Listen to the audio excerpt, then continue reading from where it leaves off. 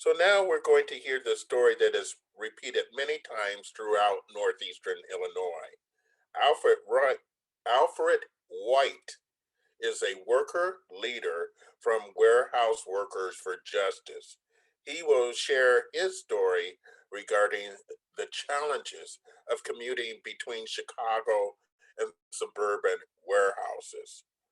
Warehouse Workers for Justice is a worker center fighting for stable living wage jobs in warehouses and distribution centers.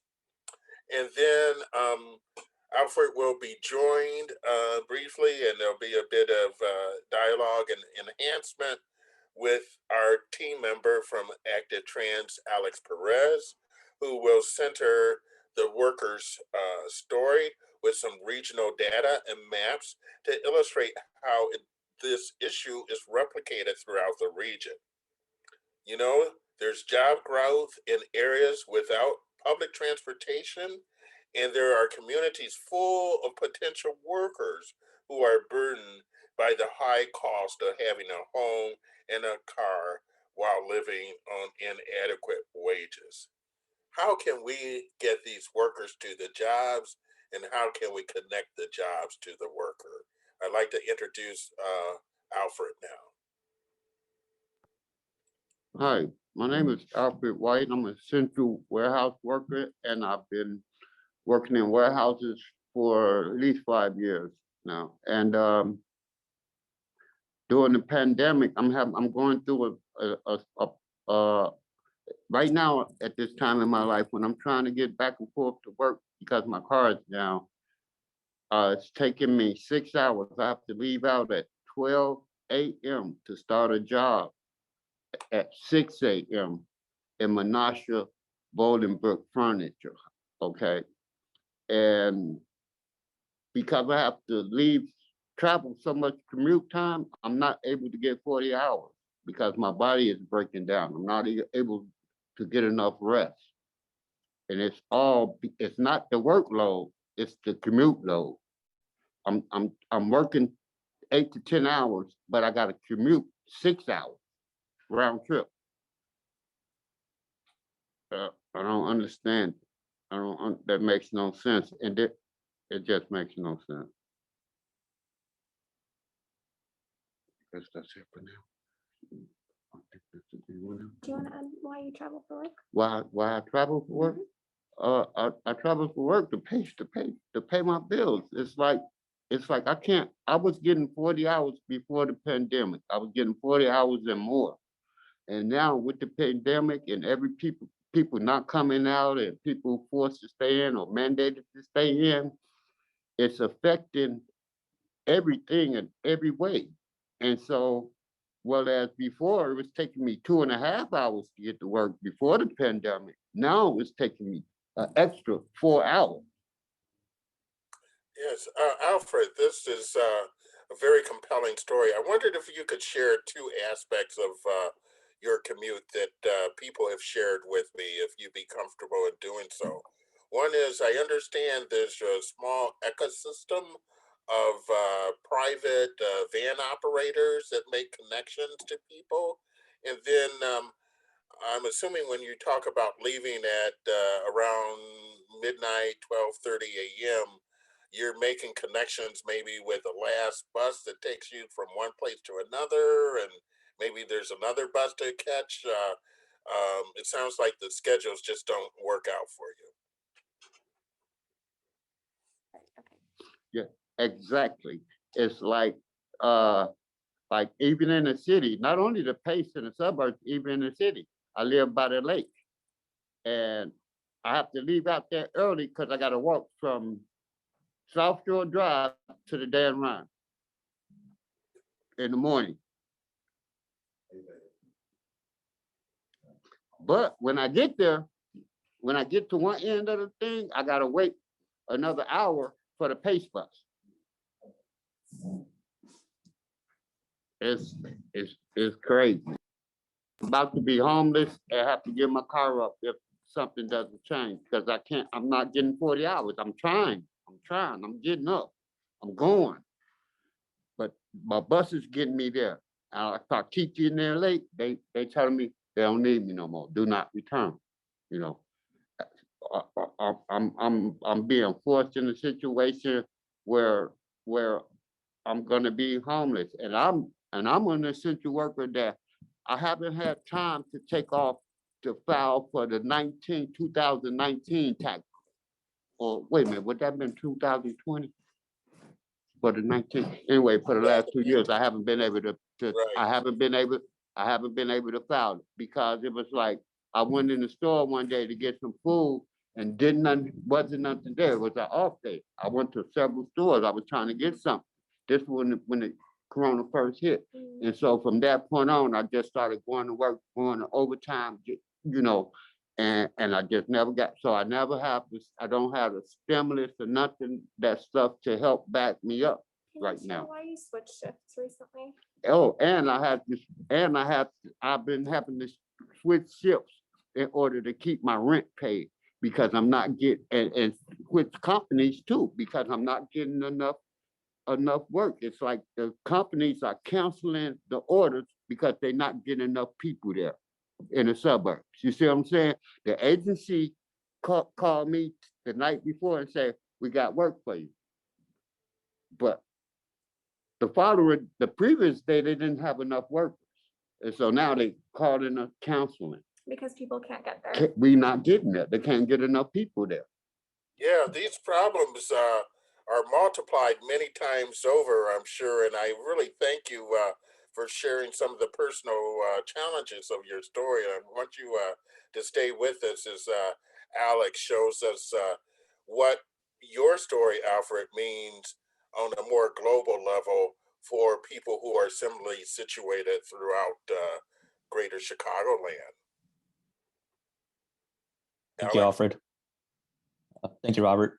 As Robert mentioned, my name is Alex Perez. I am an advocacy manager at the Active Trends, and we worked with Warehouse Workers for Justice to create some mapping analysis of where the warehouses are at in Will County and tying it to public transit access.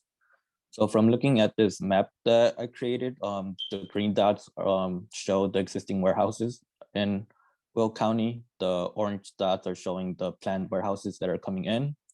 And then the brown dots are the other facilities, which include the Centerpoint Intermodal Center and the BSNF Logistics Park in Chicago. And one thing to know is that there are many warehouses that are being located near intermodal centers, and you can see that clear with the Centerpoint showing in the map. And then also I've got the metro lines in the blue, as well as the metro stations, and then the Pace bus routes in the orange, and they're both labeled with the routes and the train stations as well. And what you could see is there is that there are the Pace bus routes that lead you into the warehouses, but then there's the other equation where Alfred's speaking about is that there is infrequency with the service of the Pace bus route, so it's not really serving for people who are going to commuting. And then this table talks about that as well. So from the lines, there are only 3 Pace bus routes that give you direct service to warehouse facilities, and that is the Harvey Laraway Crossings Express, the Joliet Elmwood Centerpoint, and then the Joliet Centerpoint bus routes. All the other ones don't take you directly to any of the Amazon warehouse centers. So similar to Alfred's story, if you get off the Pace bus, you still have to walk or maybe take a ride share to finish and get to the warehouse.